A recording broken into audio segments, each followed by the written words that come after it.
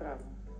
Λοιπόν, μια διαφορετική συνταγή, ένας διαφορετικός τρόπος να απολαύσετε το κρητικό παξιμάδι και εμείς δεν χάνουμε ευκαιρία, εννοείται θα το φάμε, αλλά δεν χάνουμε ευκαιρία να πάμε πού? Στην Κρήτη, σε αυτό το μαγικό τόπο, όπου πήγαμε για να μάθουμε όσα περισσότερα μπορούσαμε για το κρητικό παξιμάδι που είναι συνυφασμένο με τον τρόπο ζωής και την κουλτούρα της Κρήτης. Πάμε μια βόλτα στα Πιτσίδια, ένα πανέμορφο χωριό κοντά στα διάσημα Μάταλα, για να ακούσουμε τι μας είπε ο παραγωγός παξιμαδιού Μιχάλης Ζουριδάκης. Πάμε!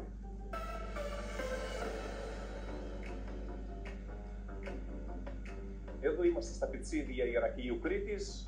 Η παραλία των Πιτσιδίων είναι ο Κωμός και δίπλα είναι τα Μάταλα. Έρχεται πολλοί κόσμος για να επισκεφτεί τη Φεστό. Το χωριό είναι παραδοσιακό εδώ και είναι πολύ ωραίο να επισκεφτεί ο κόσμος στην περιοχή μας, να τα δει όλα από κοντά.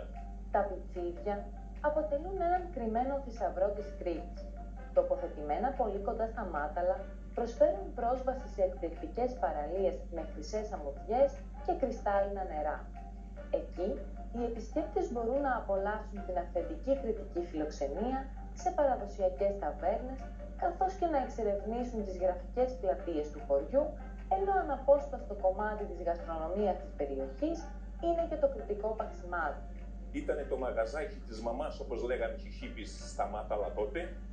Εκεί τάιζε όλα τα παιδιά των λουλουδιών η γιαγιά, Ζουριδάκη Αντούσα. Εκεί ήταν και τα πρώτα παξιμάδια που φτιάχναμε τότε, εκεί, στα Μάταλα. Πεινούσε ο κόσμος, τα παιδιά τότε που ερχόταν, και έπρεπε να τα ταΐσεις, δεν γινόταν να μην τα ταΐσεις και να πεινάνε. Η οικογενειακή παράδοση του Μιχάλη Ζουριδάκη στο κρητικό παξιμάδι είναι μεγάλη, ενώ για τους κρητικούς το κρητικό παξιμάδι υπήρξε ο αχώριστος σύντροφος των γεωργών και των κτηνοτρόφων που αναγκάζονταν να μένουν μακριά από το σπίτι τους για αρκετές ημέρες. Ο τρόπος παρασκευής του παξιμαδιού παραμένει ο ίδιος εδώ και πολλά χρόνια, με τους παραγωγούς να δίνουν τον καλύτερό τους σε αυτό, να εξυγχρονίζονται αλλά και να προσαρμόζονται στις συνθήκες της κάθε εποχής. Η παραγωγή του παξιμαδιού δεν είναι και τόσο εύκολη, διότι είναι αναλόγως στην περίοδο που το παράγεις, δηλαδή έχει να κάνει με τη ζέστη, έχει να κάνει με το κρύο, είναι η θερμοκρασία. Στην ουσία είναι ένας ζωντανός οργανισμός που πρέπει να τον δουλεύεις διαφορετικά την κάθε εποχή και πρέπει να είσαι γνώστης και πάνω στο αντικείμενο.